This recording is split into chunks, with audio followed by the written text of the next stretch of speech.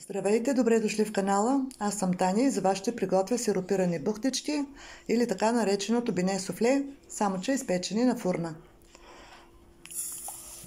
Първо си пригответе сиропа с 3 чайни чаши захар, без значение колко милилитра е чашата, дали е 200-250. Въпросът е да се мери с една и съща чаша. 4 чаши вода слагате и оставате сиропа да ври 5 минути, след което оставете да се охлади напълно.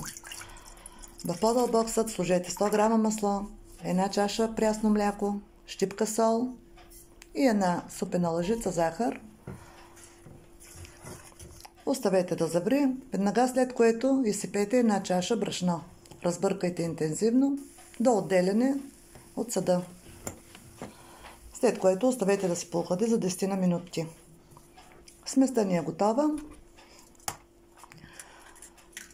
Прибавете 4 яйца едно след друго, като разбърквате постоянно до получаване на еднородна смес.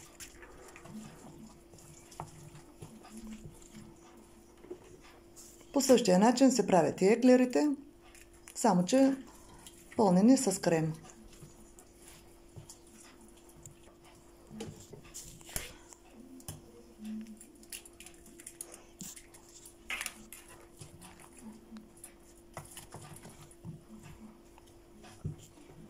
Сместа ни е готова. Ето така трябва да изглежда.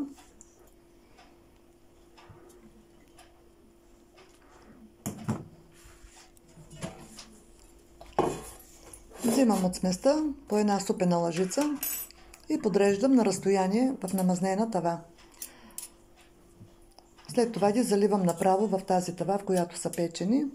Вие, ако желаете, може да ги изпечете върху хартия за печене, но след това трябва да ги прехвърлите в друг съд. Печете на 180 градуса за 30-35 минути, са готови. Ето, трябва да добият такъв златист цвят.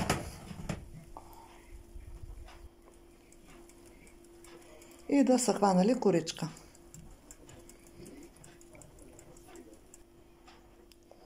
Оставям ги да се охладят около 5-6 минути, след което заливам с изстудения сироп и покривам с една кърпа.